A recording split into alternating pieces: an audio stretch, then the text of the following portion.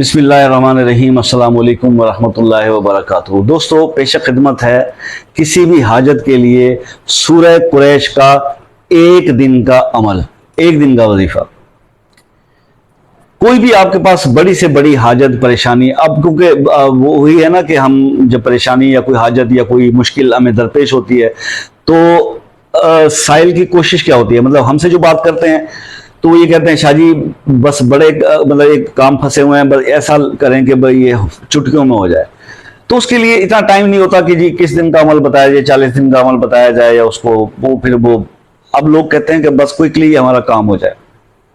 तो ऐसी सूरत हाल के अंदर ये तो आप जानते ही हैं कि सूरह कुरैश के अंदर जो अल्लाह पाक ने जो इसके अंदर खासियतें रखी हैं, इसकी फजीलतें हैं और इसकी जो ताकत है सूरह कुरैश की, दैट इज मतलब आउटस्टैंडिंग। इसको हम इसके बारे में जितना भी बोलें वो कम है। और रिस्क के मामलात के अंदर इसके बहुत सारे जो है वो वज़ाइफ, मैंने भी वीडियोस बनाई हैं इसके ऊपर, और इस पे हाजत के लिए इसका ये मतलब फर्स्ट टाइम होगा कि किसी हाजत के लिए सूरह कुरैश को किया जाए, और वो भी जस्ट एक बार किया जाए, सिंगल बार, मतलब एक ही दिन का अमल है। और इसको करना कैसे है, अब हम इस पे थोड़ा सा फोकस करेंगे।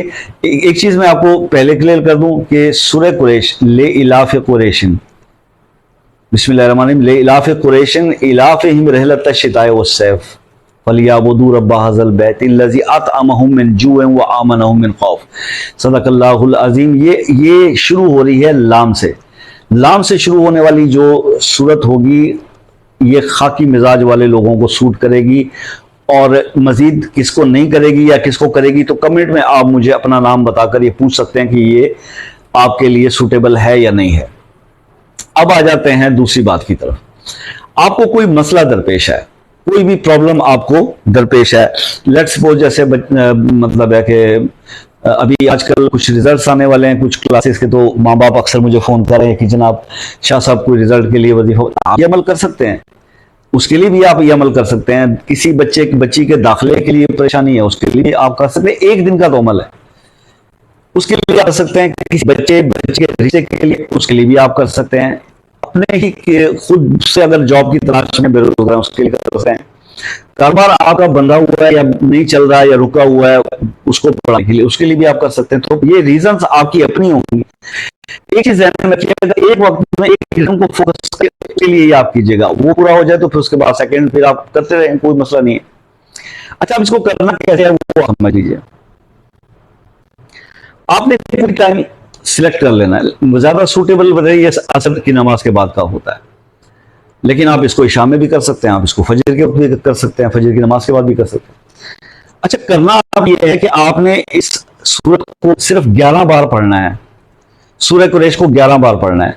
लेकिन 11 बार जो आपने पढ़ना है तो ऑब्वियसली अव्वल आखिर आप इसके दुरूद शरीफ भी 11 बार पढ़ेंगे। पहले 11 बार दुरूद इब्राहिमी आप पढ़ लेंगे, उसके बाद आप सूरह कुरैश शुरू करेंगे तो इस तरह से बिस्मिल्लाहिर्रहमानिर्रहीम लिलाफ कुरैश इलाफहिम रहलत शिताए वस्सैफ। आगे है रब्बा हाज़ल बैत। अब जब रब्बा हाज़ल बैत आप पहुंचे ना तो यहां रुक जाए, यहां रुक जाए, और यहां पर आपने पढ़ना है 313 बार एक इसमें आज़म, और इसमें है या हय्यु या कय्यूम बिरहमतिक अस्तगीस। ये वो दुआ है जो हुज़ूर पाक सल्लल्लाहु अलैहि वसल्लम ने बतलाई मुसलमानों को, अपनी उम्मत को, कि मुश्किल के वक्त में इस दुआ को ज्यादा से ज्यादा आप पढ़ा करो। अब ऑब्वियसली आप भी किसी मुश्किल के लिए फंसे हुए ना जिसके लिए आप ये वजीफा करें। आप 313 बार ये या कय्यूम बिरहमतिक अस्तगीस पढ़ना है, उसके बाद आपने इस सूरत को मुकम्मल कर लेना है। ये एक बार काम होगा, ये एक काउंट होगा। इसी तरह से आपने इस सूरत मुबारक को, इस सूरत मुबारक को 11 बार आपने इसी तरह से पढ़ना है कि जहां आपने स्टॉप करना है, स्टॉप करने के बाद आपके पास मौजूद होनी चाहिए। आप 313 बार या हय्यु या कय्यूम बिरहमतिक अस्तगीस या पढ़ लेंगे, उसके बाद सूरत मुकम्मल करेंगे। इस तरह से आपने 11 बार ये भाई सूरत पढ़ लेनी है। अब उसको पढ़ने के बाद आपने अपने मसले के लिए दुआ करनी है अल्लाह पाक से कि या रब्बुल आलमीन मेरा ये मसला है, इसकी मैं आपसे हाजत करता हूँ और इसको आप जो है मेरी इस हाजत को पूरा करें। और जो भी आपके दिल में है बातें वो सब अपने रब के सामने उस दुआ की कैफियत में आप बयान कीजिए। उसके बाद 11 बार दुरूद शरीफ आप अव्वल और आखिर वाला पढ़ लीजिए। ये आपका सूरह कुरैश का अमल एक दिन का मुकम्मल हो गया, ठीक हो गया। अच्छा, अब आपने क्या करना है इस अमल को उस परफॉर्म करने के बाद। लेट सपोज आपने आज किया और आज दिन है मंगल का या बुध का, आज बुध का दिन है, आज आपने इसको पढ़ लिया। अब आपने पूरे 7 दिन इसका वेट करना है अगले बुध तक कि 7 दिन के अंदर अंदर आपको आपके काम के बारे में खुशखबरी अल्लाह पाक दे देंगे। ये मोस्टली होता है, मोस्टली ऐसा होता है कि वो काम हो जाते हैं। अब कुछ काम जो है वो हमारे अपने ही अमाल की वजह से हम बिगाड़ बैठते हैं और उसमें अल्लाह की नाराजगी भी बहुत ज्यादा शामिल हो जाती है। जो भी हमारे करतूत हैं वो आपको हमें खुद को पता होते हैं, या अल्लाह बेहतर जानता है। तो ऐसी सूरत में अगर डिले होती है और एक हफ्ते में आपको वो प्रोग्रेस नहीं मिलती, देन आप क्या करेंगे, फिर आप नेक्स्ट बुध को पूरे हफ्ते के दिन गुजार के फिर उसी दिन आप ये दोबारा करेंगे जिस दिन आपने किया था, एक बार और करेंगे। फिर उसके बाद आपने एक हफ्ता वेट करना है। मैं श्योर हूं कि पहली बार 90% तो यकीन है कि पहली बार जाएगा, 80%, 90%, 90-95% सेकेंड टाइम तक। अगर वो सेकेंड वीक में भी आपका काम नहीं होता, देन आपने क्या करना है। आपने बुध को किया ये काम, लेट सपोज समझाने के लिए कह रहा हूं, मुझे नहीं पता कि आप किस दिन स्टार्ट करेंगे, इसमें चांस का कोई तारीख का सिलसिला नहीं है। बस आपने दिन का हिसाब रखना है कि आपको याद रहे कि मैंने इस दिन किया था, उस दिन ये दिन बन रहा था, मंगल बन रहा था, सोमवार बन रहा था, जुमेरात बन रहा था, तो मैंने अगली जुमेरात तक, फिर अगर आज जुमेरात को किया तो अगली जुमेरात तक मैंने फिर इसको नहीं चढ़ना, इसका वेट करना है इस दुआ के बाद। लेकिन नमाज कायम करनी है, नमाज के बगैर कुछ नहीं। ये कह दूंगा जनाब हमने तो वजीफा किया था, एक दोस्त का फोन आया कि जी यार मैंने आपका वो जो जुमे के दिन करने वाला अमल है वो कर तो लिया, लेकिन मैंने कहा यार ये बताओ जुमा पढ़ा था उसके बाद कुछ पढ़ा कभी, मतलब मस्जिद कहता नहीं जी वो अगले जुमे जाओगे ना। तो ऐसे लोगों का भाई कुछ नहीं बनने वाला, ये मैं हाथ जोड़ के कह रहा हूँ, ये मैं हाथ जोड़ के कह रहा हूँ। हम चाहे जितना मर्जी यहाँ पर बैठ के यूट्यूब पे ऊंची ऊंची बातें कर लें, अजाने दे लें, इससे कुछ नहीं होने वाला। जो नमाज के पाबंद नहीं है उनका वज़ाइफ से क्या लेना देना, उनका तकवे से, उनका इससे क्या परहेजगारी वाले इससे क्या उनका लेना। जो नमाज ही पहले स्टेप पे ही फेल है, तो पहले नमाज कायम कीजिए।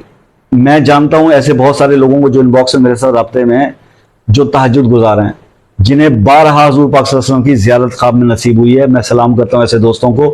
अल्लाह की करम नवाजी है कि वो मेरे चैनल के साथ जुड़े हुए हैं और मुझसे डायरेक्ट राब्ते के अंदर वो लोग रहते हैं। मैं उनका हाथ जोड़ के शुक्रगुजार हूं, वो जितनी इज्जत करते हैं बहन भाई सारे।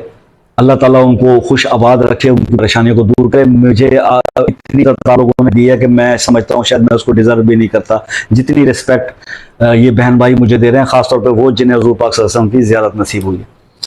अब आ जाते हैं कि 2 हफ्ते गुजर गए, आपने वेट कर लिया, अब आपने तीसरी दफा क्या करना है, ये लास्ट होगा, इसके बाद आपने नहीं करना ये वजीफा।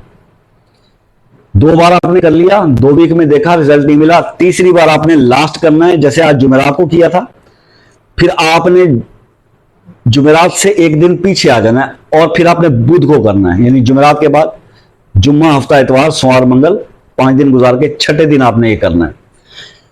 तो छठे दिन ये लास्ट टाइम होगा, वो करने के बाद आप छोड़ देंगे इंशाअल्लाह। ये अल्लाह से बड़ी हमें कभी उम्मीद है और रिजल्ट्स बता रहे हैं हमें कि 3 दफा करने वाला बंदा, यानी जो 3 हफ्ते हो जाएंगे ना इसको, तीसरे हफ्ते में तो उसका जितना बड़े से बड़े काम हो, चाहे वो बंदे को सजाए उम्र कैद भी हो गई हो ना, तो वो भी छूट जाता है।